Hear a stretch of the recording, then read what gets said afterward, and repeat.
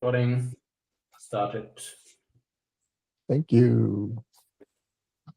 All right, welcome to the new year. Yes, Happy New Year. All right, so for semi-quick, I noticed on consumer testing, there's a new issue. Somebody is asking about the consumer integration test added to Arrow. They want to remove it from Arrow because, well, it's been failing for 5 months apparently. And they have never found anything as a regression from Substrate. It's just been breakages on their end from our side. I don't even know what is in, like, so the consumer tests are run in the Arrow project? Yes. I assume Weston has more context than I do, because that was the first time I heard of it. Acero Yes, has indeed. a consumer. Arrow has a consumer, which is Acero. It's not super actively developed. I don't know what consumer integration tests would be. Maybe we had Richard plug in some.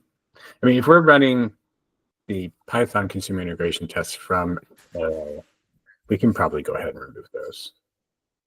Yeah, I think it probably makes some sense to remove it.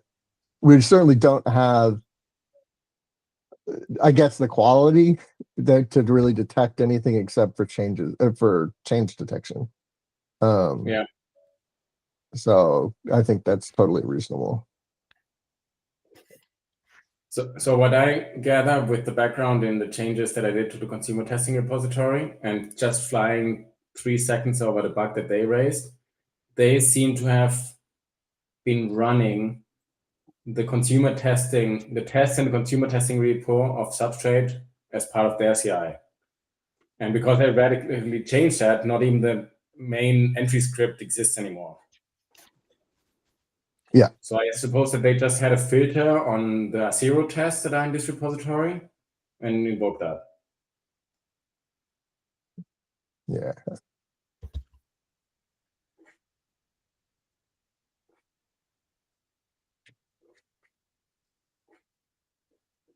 Random question. So Data Fusion doesn't use any of that consumer testing right now. Is that true?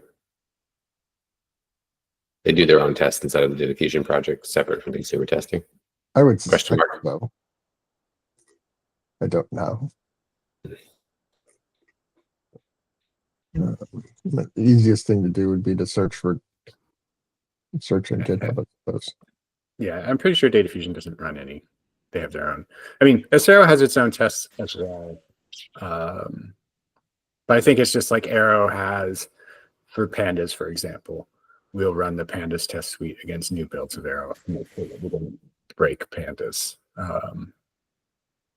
But I don't think it's necessary. I don't think there's that many. As a Substrate project, I don't think there's that many people that depend on Acero. Mm-hmm. And so I don't know that it makes sense for Substrate people to focus their resources on spending time maintaining that test suite. Yeah. I can make the PR to remove it. Okay. They sound like they were up to it anyway, but yeah, if we remove it, that's probably nicer.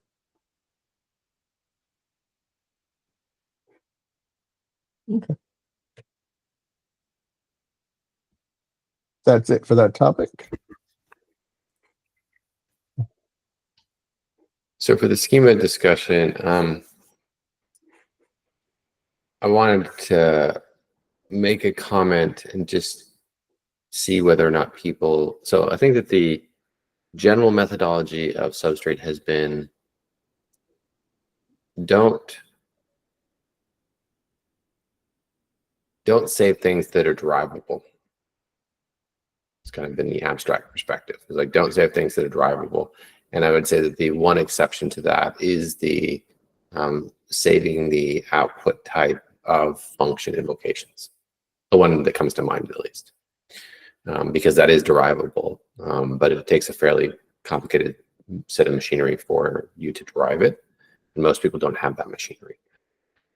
And so another concrete example of that is that we don't have schema on every relation, right? We could have like in the serialized form. Now, I would say that in 2 libraries that I've worked on in Java and Go, there are methods for that because it's very frequently useful to have schema for individual relations. But it's at the serialization level, it's derivable. And so the main pattern that I've been trying to follow is don't store the same information twice, because all it does is create the opportunity for there to be inconsistency between the 2. And then there's just confusion about how to resolve that. And so have clear rules about derivation of types, or derivation of whatever. So I kind of wanted to just see whether or not people are still on board with that principle. Because some of these principles were kind of set down early on. I don't even know how many of you guys were in the conversation. I don't know that they were really clearly written down. But I just wanted to see what people thought about that today. Yeah, so maybe what I said could have been interpreted as a criticism. So let me start. It wasn't meant to be as a criticism or argument against that. I think that it's to me that principle that you just explained makes totally sense. When I talked about possible inconsistencies across consumers, I guess I just wanted to emphasize the fact that I would like to see more testing that verifies that there aren't any of these inconsistencies. Yeah, no, I wasn't taking this criticism at all. Mm-hmm. So, yeah, no, to me, I'm like, yes, there are. I'm sure that there are inconsistencies. I'm sure there are places where things are underspecified. You know, as you've worked on stuff, clearly you've identified several of them. Yeah. And I haven't looked deeply into the root causes yet, but I've started to also snapshot schemas in the consumer testing. And there are systems that agree on the data, at least on the text serialization of the data, but not on the schema. And I don't know yet why that is the case, but it's just an issue of the. Victor is here. Let me. How do I? Sorry. Yeah, I haven't digged into it. Maybe I need to go here. There you go.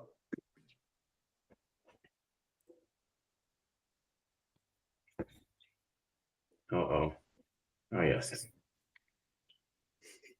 Hey, Victor. Hello. So you're saying, you know, you see inconsistencies in the schemas of consumer testing, but you haven't yet identified the root causes of that. Yes, and it could be. So there's something that I absolutely want to change because it doesn't make sense. There's this, the way how the testing is set up is that the same SQL string is given to different SQL-based systems, DuckDB, and I don't know, some other systems. And then they come out with Substrate plans, each of them. But the infrastructure expects them to produce exactly the same result. And that's actually not expected.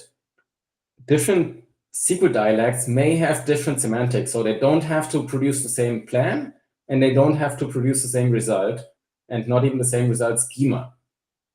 So the mismatch, the schema mismatches might come from that. I haven't digged into it. I can't say it yet. Yeah, I mean, I think that, you know, that we've been working on the substrate, the test stuff, and yeah, I think that I would say that largely, and we kind of had a conversation about this maybe a couple months ago, that largely people interacting with Substrate have not been that attentive to type rules. Like, You know, like DuckDB is a perfect example of this, right? Like DuckDB doesn't match based on like, okay, yes, this is an integer math, and there's an integer math definition, so this should be an integer, a 32-bit integer output. Like the systems aren't doing that. They're just like, oh, this has add, and I have add, so that must be the same add. Which is strange because DuckDB has the capability to complain if you have the wrong argument type. Yeah. I was just trying to find iceberg starting from Substrate, because they're two different things. Sorry, say that again, Victor. Are we talking about like if we give DuckDB a Substrate plan, that it produces a different result? We give it a SQL input, it produces a different result. Because like it has its own coercion rules, and those are like fine by it's self-consistent for DuckDB. It's the difference between if we give it Substrate, if we give it SQL, it can do whatever its like internal rules are. If we give it Substrate, it should conform to what our rules are. Yeah, I don't believe it does. When you give it Substrate, I'm talking about when you give it Substrate. Like it doesn't. It like there is no. I mean, I think I would argue that both are a problem, right? Because if DuckDB may be internally consistent, but if it's internally consistent using a function definition wrong, like it's still wrong. But yeah, if you give it a Substrate plan, I don't believe that there's any tests that currently exist today that verify that the DuckDB behavior with that function URI matches what should be the behavior. Like I think the consumer testing is the closest thing, but like there's no guarantee that yeah, like consumer testing is a very, very long way from like what I would describe as a unit test that guarantees that behavior. DuckDB has disabled GPCH queries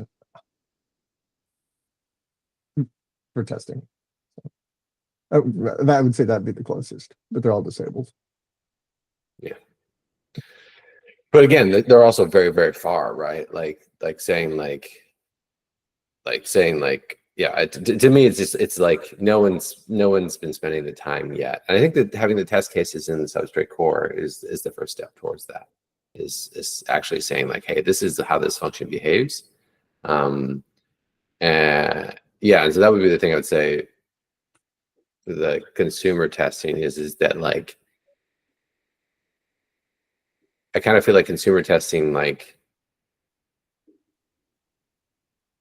it's kind of like it's like practical testing versus theoretical testing. I don't know. Like the input point, like the to me the test specification should be a Substrate plan, and an expected output with certain tolerances, and everything else should be coming from that set of specifications. And so, but the problem is that plan equivalence is not a solved problem. That would be what I would say, right? Like if two different queries should produce the same plan meaning, even if the plan is written slightly differently. If you insert 6 more projects into something that reorder the column 6 times, that's a completely valid modification to the plan that is equivalent. But we don't, not only we, nobody has solved plan equivalence. And so it becomes very, very difficult to say like, okay, these two things are doing the same thing if there's no way to solve plan equivalence.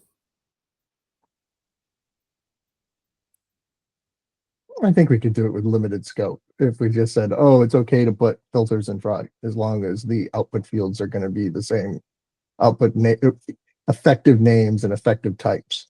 But we don't have that. We don't have the infrastructure for that.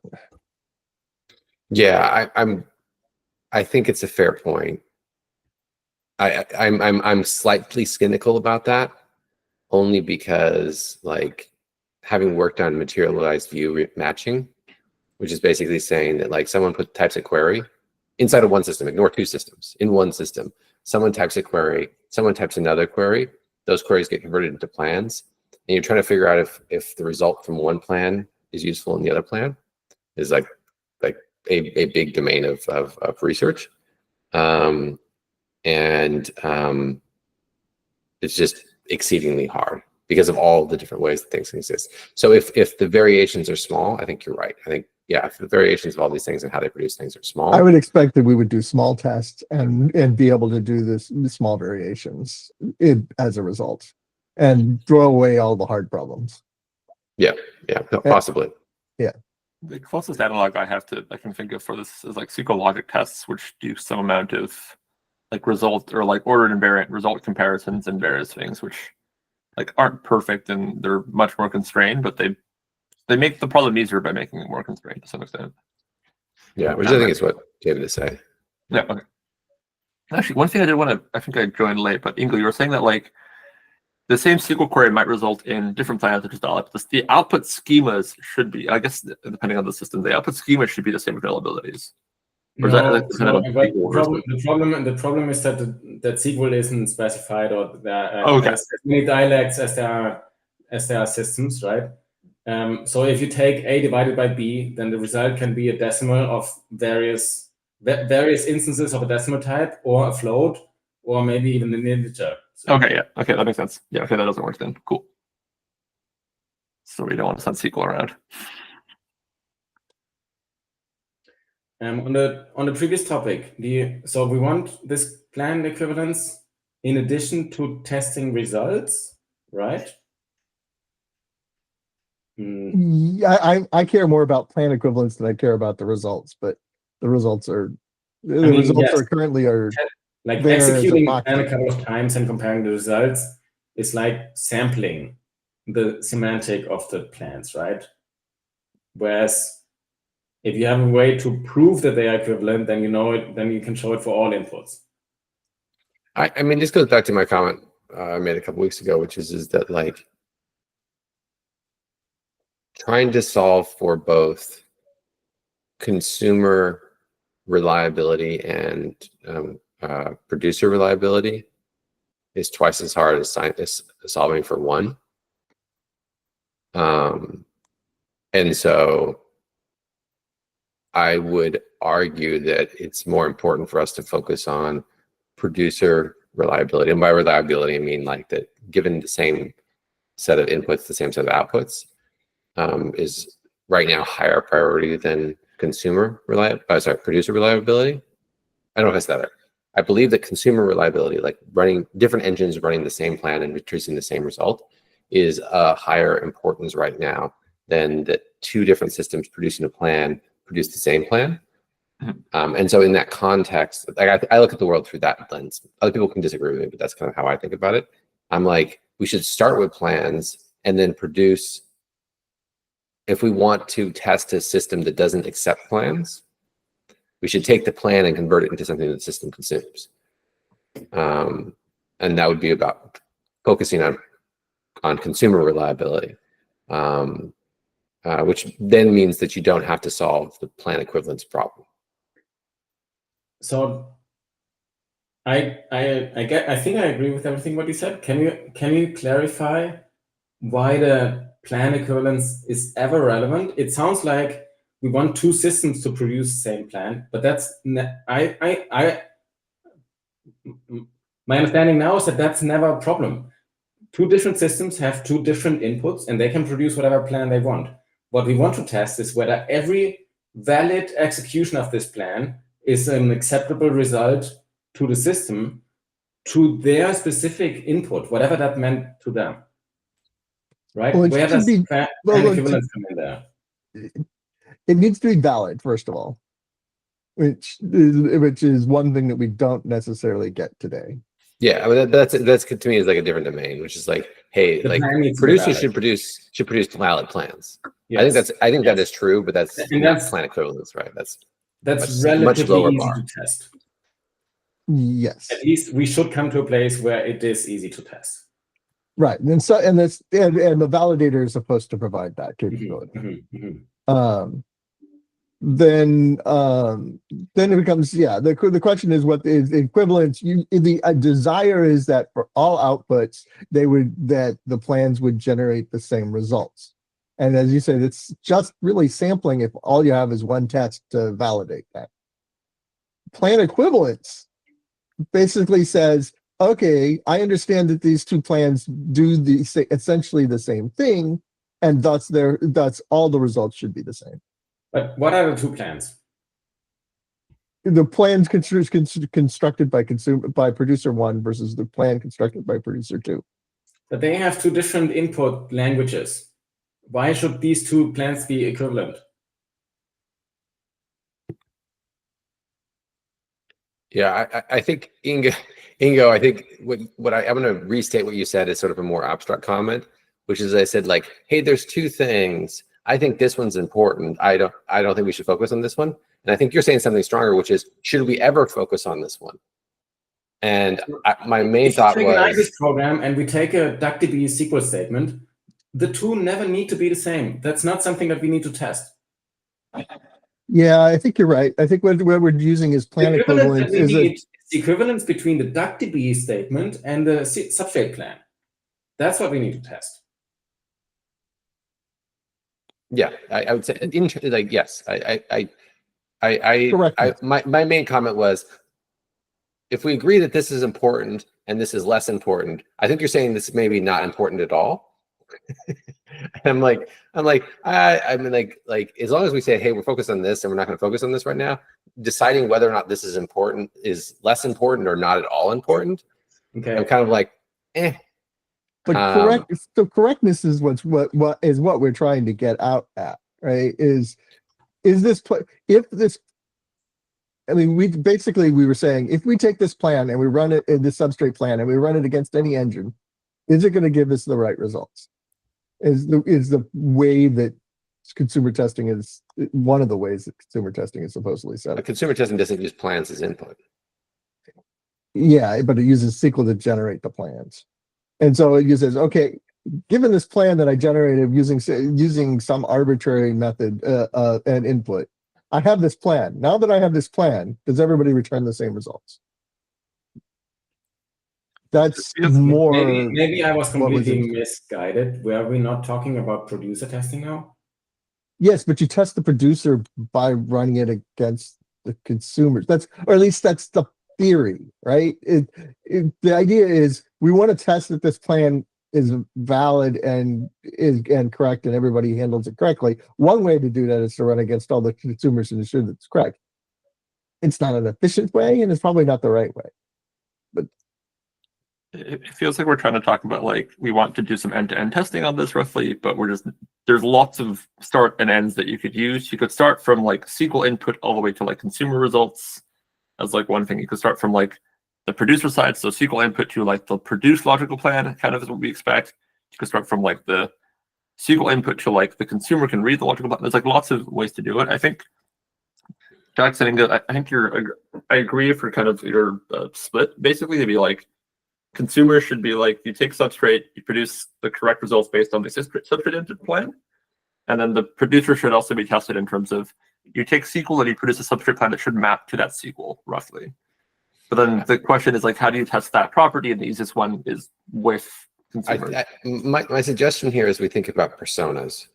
I hate to say this. This is going to be like product managery a little bit, but I do think that may help in this case, which is like, sometimes I think we are a little abstract on the Substrate project because it is kind of an abstract project. And I'm kind of like, what is it we're trying to solve for who? I think that might be helpful here. And I think that the high priority, high order bit right now is if we have a plan, do DuckDB and Data Fusion produce the same output for that plan? And I don't even know how many others there are. I think there might be those two right now. It's like I kind of feel like that's to me is the high order bit, and then all of this other stuff is interesting theoretical discussion. But I'm like, let's just focus on the things that are the things that will solve real like problems that people are struggling with right now. Like to me, like the people are trying to use Data Fusion, they're trying to pass stuff. I mean, like I think Victor's team is doing this. I don't know if Weston's team is doing this or going to do it or whatnot. But I think you guys are both trying to use Data Fusion with Substrate. Sundeck, we're trying to use DuckDB with Substrate. And frankly, we have no interest in using DuckDB as a producer. We only have interest in using DuckDB as a consumer. And I think that may be true for Victor's team as well, because I think using Calcite as a producer, you're just using DuckDB as the, I'm sorry, Data Fusion as a consumer. There's a good incentive here as well, where I think it makes sense to focus on the consumers, because if you say, hey, this consumer is up to the spec and it does what it's supposed to do, if your system produces a plan that doesn't work, you will probably go fix your producer at that point. But if the consumer is not working, then you're going to be like, what's wrong? I think having the consumer be correct will incentivize individuals to be like, oh, why is this DuckDB plan not working? It's like, oh, it's because I'm holding it wrong. I need to fix the DuckDB producer. Or some other producer, because there's a lot of producers out there. And that's hopefully, I mean, that's really what the validator's purpose is to make sure that people generate correct plans. Yeah. I mean, I think that to go back to the question that Ingo was asking earlier, the main answer I would give is that plan equivalence is useful if you're trying to build the producer and trying to make sure that the producer is producing the correct semantic plan. Right? That's where it's useful, but that's not, sorry, go ahead. With respect to what, compared to what? What are the two things that need to be equivalent? Let's say, I'm saying like, okay, I'm building a new a new data language, okay? And I have a way that I express TPCH in my programming language, and I want to make sure that I'm building Substrate, a reasonable Substrate TPCH plan, TPCH query 1 plan. So I would love to be able to go and take some other system that already does create correct TPCH query 1 plans with a given set of functions and make sure that my system also does that correctly. So I think that that's the persona, that's the use case.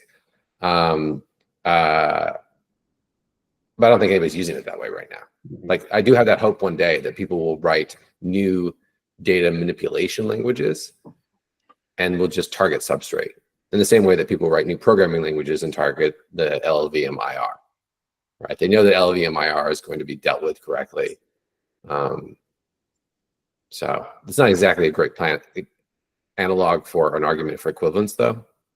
I feel like the... Go ahead. Sorry to go ahead.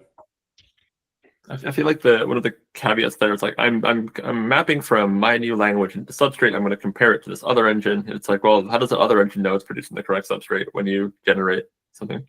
Like, you sort of end up in like you end up basically needing an oracle to some extent that does the correct thing. And I don't know if I think comparison strategies between engines are one way to kind of homogenize the semantics, I guess, across them. But I think any kind of mapping system is going to require you to test your own code in some way. I'm not sure this is an argument for like not doing this. I just think that like any kind of I think it's a read persona. What is the question of like, well, does that really matter? It's actually like, are you generating the correct Substrate plans based on the SQL semantics that you are deciding for your system? Is like a much more constrained question that's hard to solve generally as well. I agree. Yeah. Anyway, my argument wasn't that, hey, this is a high priority important thing that we should focus on. It was more that like, I can see use cases where plan equivalence is helpful. But yeah, to me, it's not a high order bit. And so to me, like, calling it consumer testing being consumer testing, right? Like, that is part of the problem is that consumer testing is kind of, the name is correct, but I think that the abstract implementation is something, or has been something else, because it works with a weird set of inputs. It's not testing Substrate as the primary input in the testing project. And so I think shifting the project to be focused as much as possible on Substrate plan in, correct output, I'm super supportive of.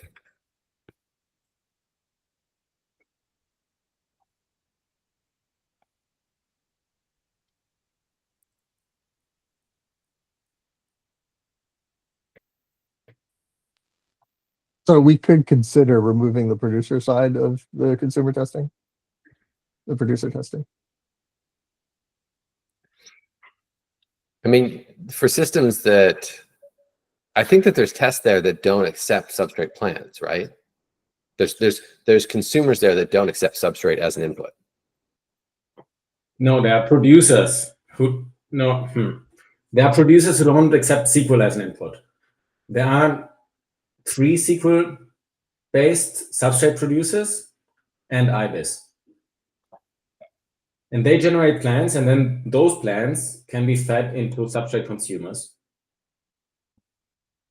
There's no systems in the consumer testing framework where a system so let me put this the other way around. I've been doing double negatives. All of the systems in Substrate in the consumer testing accept substrate plans.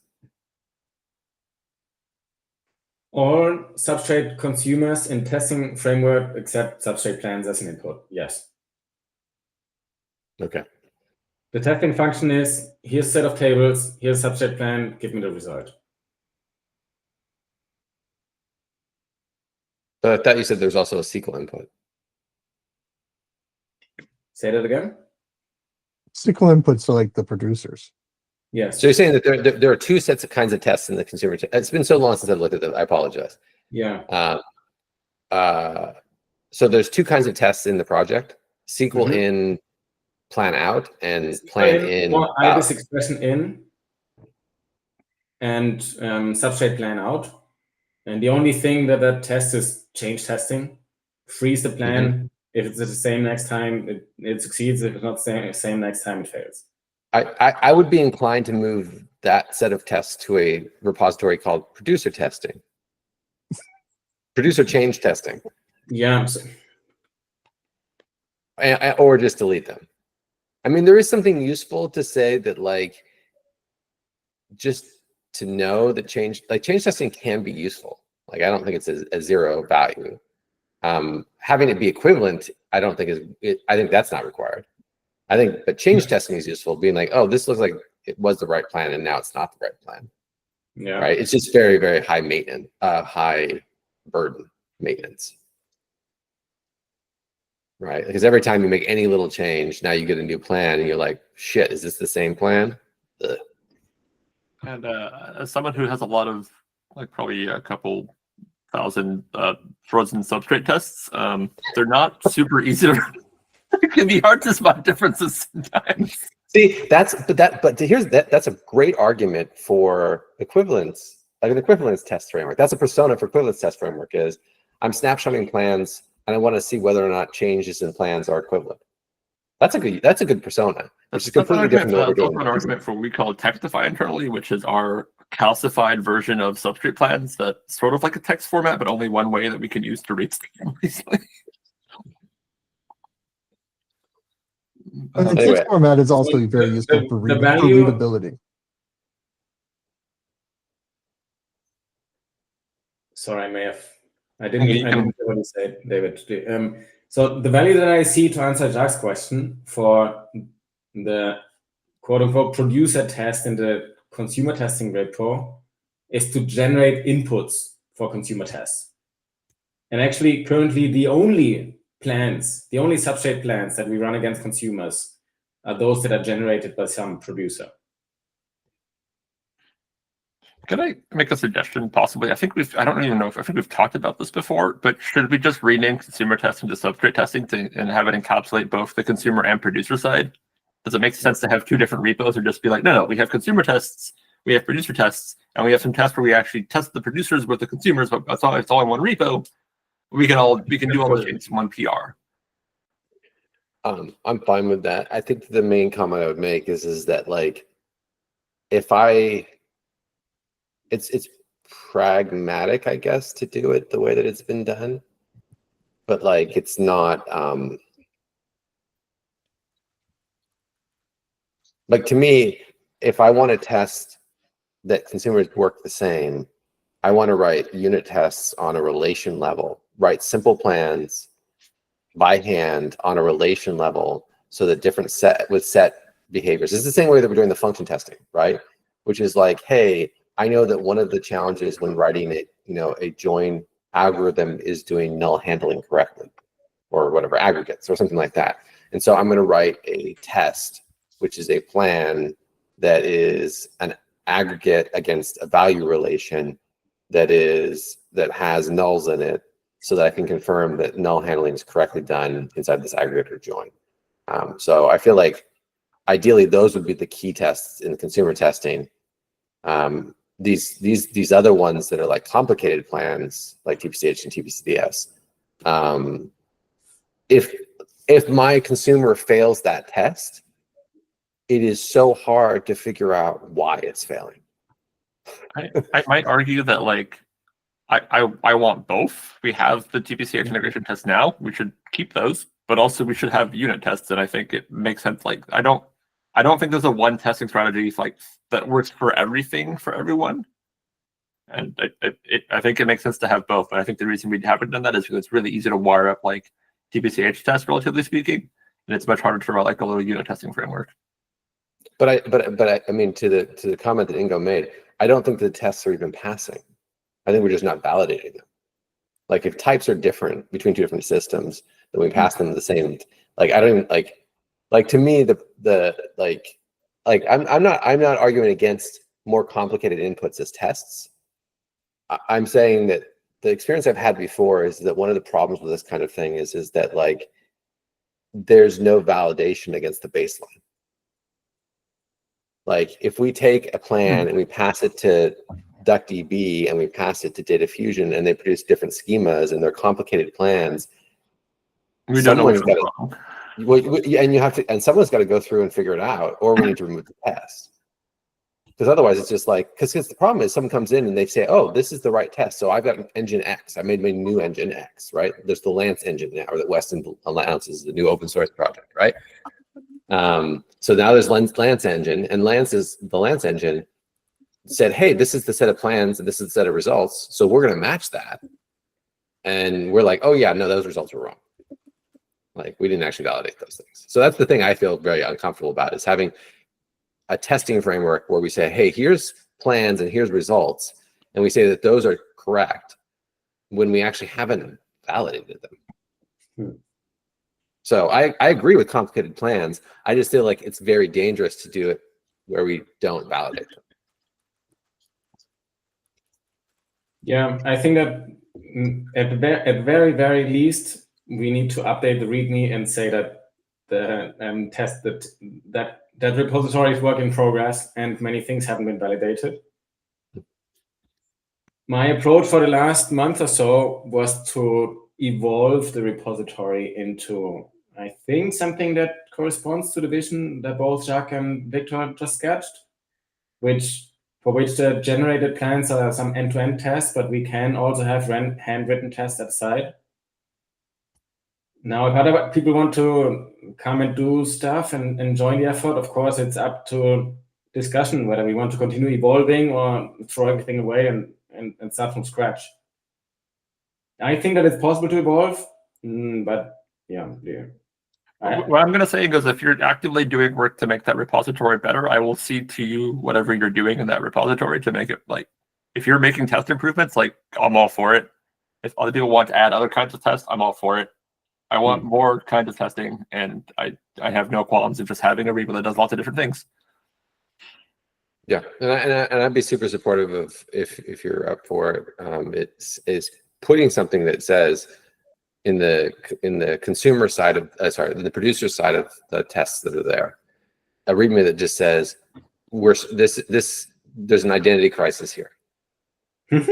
Right, like about like, hey, what should be the right way to do producer testing? Because right now this is how it works, and we're not sure it's. Well, we're pretty sure it's not the right way, or at least not the only thing that we should do. Yeah. Just something so if someone else comes along, they understand that like this is the challenges. Yeah, I have to update the README anyways. It's now out of date after the last couple of PRs. I can factor that in and then put you guys on review. Cool. It's awesome. I mean, I think we said this before, but I think it's super awesome. I said again, it's super awesome that you're driving that forward. Cool. Yeah, thanks. So if we don't have anything else on the agenda, then I can re-raise the question that I asked on. I did add something quick, I think. Go ahead. on the function test ergonomics in the Substrate core repo. I was trying to add new functions and tests the other day and ran into a couple issues, mostly around there's a pre-commit lint that doesn't work. It looks like we've added like a Python testing framework, like PyTest basically, but you can't run the test locally. One, there's no environment to replicate whatever you have installed for like Antler stuff, which is kind of annoying. And two, the pre-commit command or whatever the CI command is to run the test doesn't work locally.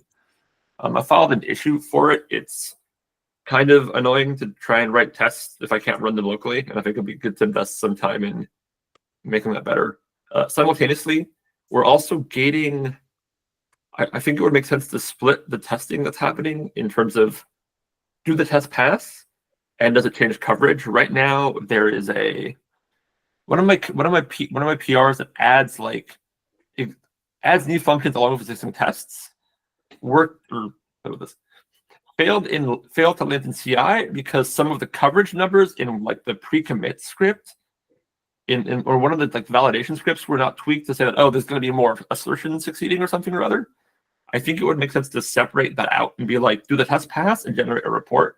I don't think it makes sense to have people muck about with a random file and figure out the math to be like, I added like 3 new functions of 6 new tests, so I have to make 257 here, like 306 or something. Because I was like, why do I even care about this? I'm adding tests. This should be easier. I filed the issue around that. Yeah, I mean that one's harder, right? I mean, I'm gonna argue the other side of that a little bit, which is, let me clarify. Generally speaking, we have this with other repositories, right? Which is that if you add code, the new code should have reasonable coverage and should not decrease overall coverage, and the new code should at least meet the coverage requirement of past code, right? Like, and ideally higher, right? And so internally, we've talked about the idea that like in a perfect world, there would be some way to, and so I think that the same spirit exists here, which is if you add a patch, the patch should improve coverage. And if then someone else adds another patch, like it should improve coverage as well. It should improve or maintain coverage, right? And so there's a baseline problem, right? Like, which is like your patch goes in and you add coverage, and then the next patch comes in and it removes coverage. If we didn't update the baseline between those two patches, the second patch could pass even though that patch has removed coverage, right? So the baseline right now is that number, right? Like if you had a repo that had 40% coverage, someone did commit, took the coverage to 60%, and then someone else did a patch that took the coverage back down to 40%. If you hadn't bumped the baseline number to 60%, then the second patch would pass, even though it was removing a huge amount of coverage, right? So tools like CodeCov, they maintain coverage as the value at main. Like the tip of main is the current coverage, and you're evaluating your diff. So I think that the challenge right now is that no one has built the CI to do that. So but your question, Victor, was just if we separated it into a separate test, it would make it easier to update. Yeah, He's saying I'm adding tests. Why are you bothering me about the coverage? Well, he's why is the saying coverage both. number bad?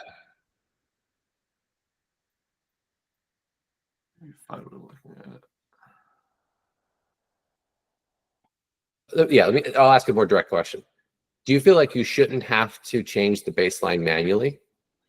Or we shouldn't have a baseline as part of the requirement for merge? I don't think we need it as a requirement for the merge. I don't know.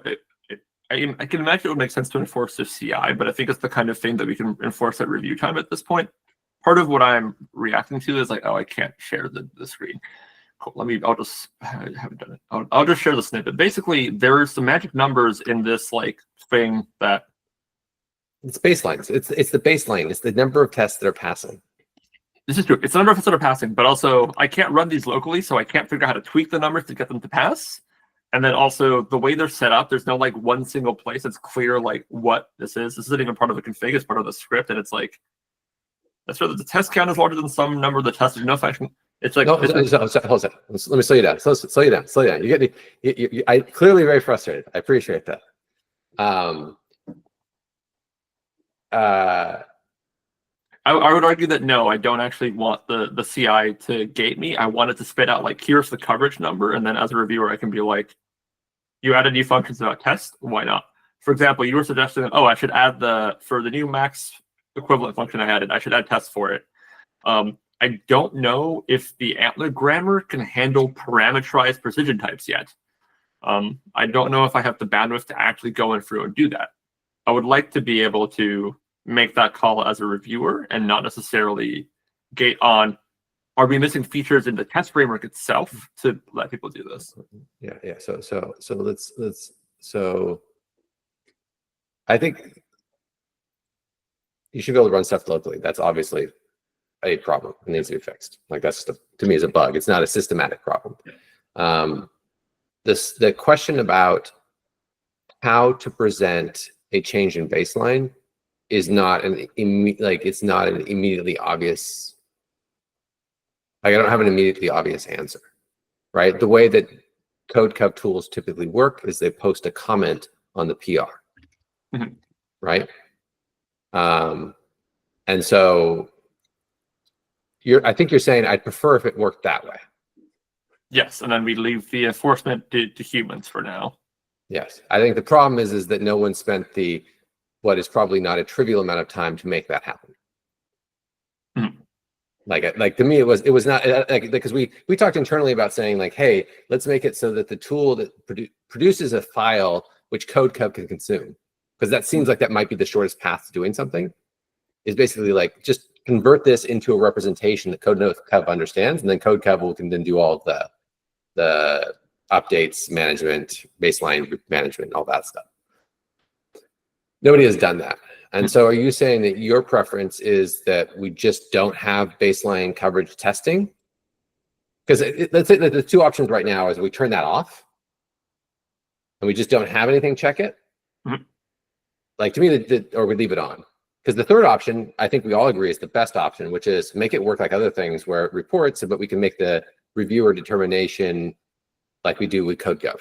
If it just prints the numbers, then the reviewer can go to main and look at the printed numbers for the time for when mains ran. I mean, come on, no one's and going to do then that. main can do. And then I'm not trying to. I agree that people could do that. I'm just saying that, like, I mean, going to check whether or not the same number of tests are passing as passing on main, and making determination seems like something that two reviewers. I mean, actually, one of those could be you, and the problem is solved. I mean, actually taking a step back, one, I actually still want all the tests to pass. Like, if the tests stop passing, that's a different issue. That's not a coverage thing. And then for coverage, it's very much like you added a new function. Did you add tests to go along with that function? Sweet, you've increased coverage. Did you add no new test? Why no new test? Maybe you have a reason. Sure, why not? Let's leave it in. But like, I think it's very likely we're going to decrease coverage from additions unless we remove tests. No, I mean, honestly, this is also just me probably being a little frustrated by being like, there was no Python in this, and now there's Python in this, and it's like, oh no, what's going on? I think if we made the coverage numbers easier to update, or at least like more foolproof, or just like very, I mean, it's a very easily to say that the coverage number should be in a separate file that's called current coverage baseline or something like that has like 4 numbers in it or whatever the right numbers are. It would be a lot more intuitive. Yeah, and if we documented it so that the first person to try to add new functions can be like, oh, here's the procedure, and I don't have to reverse engineer from this file like what these numbers are.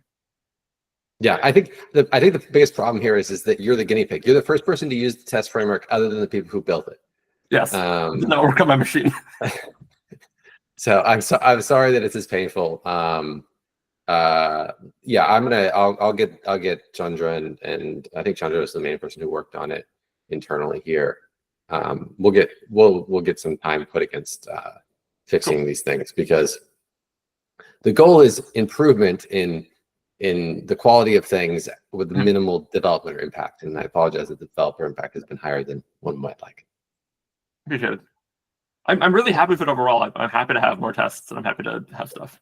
If it's any consolation, your new tests are breaking all of our internal stuff. So it's the pain is going both directions right now. Wait, how am I breaking internal stuff? We had a merge thing where someone, Actually, the other way to enforce the coverage only goes up is you would force like fast forward merging only or something. Because I think I had test added before the lints got added, so I merged my test in. Stream merged his new pre-commit stuff, and then my pre-commit thing. And I have a fix open-ish, but I got distracted by some life stuff last week. Okay, like- Ingo's question. Yeah.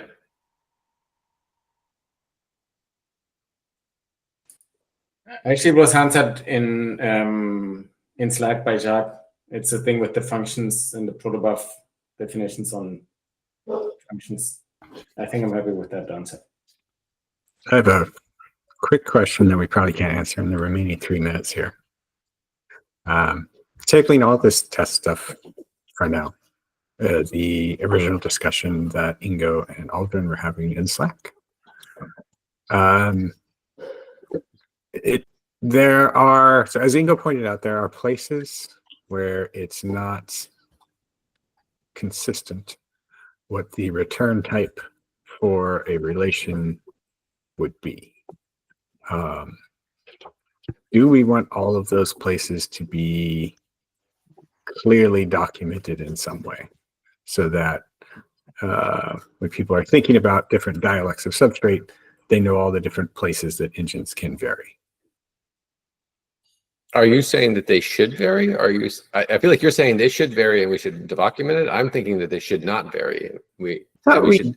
Gave up on this and said they should vary. When we were talking about the aggregate function, the counts for, it was the count literal for something. Limit and offset. So limit the fetch. No, not fetch, but the limit. The limit is at 64 and then 32. So like if I were to take I did not take that away from the discussion back then. Okay. Okay. Yeah, I didn't take that either, but yeah. So maybe the original question then is, are these places then in the spec where we need to be more specific about what is expected? If there's confusion, then they should be documented. I think that's. Yeah, I agree with both sets of things, which is like, I mean, I think it's fine for us to put someplace, hey, right now systems work both ways here, and it is our intention to make that clarified and stratified, but it's not right now. And another place could be like, hey, you are optionally, the value here is always going to be, it can be an expression of any numeric type, and it's up to your system to convert it to the numeric type that you use internally for a limit or whatever. Like, I think, okay. Yeah, but I think that, like, I feel like when Ingo was first talking about stuff at the beginning of the call, he was talking about like the join, different systems produce different nullability or different types as outputs. Right. So and I think we should be very clear about the rules there. By the time we get to output type for a relation, it should be concrete. There's no means of variation. But for something like the limit, which is kind of within a variation, it doesn't escape the relation, so to speak. You don't have an output column that corresponds to that limit. Then it's perhaps okay if there's some variation. Yeah, I think we should. Yeah, I mean, we got to write it down and just say like this is what the variation is that's allowed, if a variation is allowed. But I think we should definitely write it down. It's not just an internal detail at that point. It's like I want to implement my floating points as with infinite precision decimals, and then that's fine. Or no, I'm saying like if a plan is allowed to have a limit that is int 32 or decimal, that to me is something we have to define at the specification level. If internal to the system, they happen to store it in their memory as a 17 bit integer, so be it. Who cares? But like anything that's in the plan, we have to specify. So if it's allowed to be like, can you put a string in the limit, right? An expression which is a string value in the limit. I think the answer is no. Okay. So at the very least, we should maybe start opening GitHub issues for these places that we identify where engines are being inconsistent between the return types for values. Yeah. Yeah, I'm guessing that some of them we're going to have to come up with what is the specification, because I think probably in some places we haven't defined it clearly enough. Okay. Yeah, I mean, there's an interesting argument of a subset of relation tests, which might be a good place as you're thinking about them, Ingo. Is it could be that one of the subset of relation tests that's easy to do is schema relation tests that don't even have any data. They're just like, given these two schemas as inputs, this is the schema that's an output for this relation. Or this one input, this is the schema of the output. If I have this set of expressions and I have this as the input for project, this is the schema of the output. Yeah, what I was thinking is to run different tests against different classes of consumers. One is a consumer that can execute the plan and return data, and another one, and our compiler would be in that class, is it takes a plan and only says what is the output schema, and then that can be tested without requiring data to be there. Mm-hmm. Yeah, makes sense. That's great. Cool. All right, everybody. Definitely late to my next one. See ya. Thanks, everybody. Bye.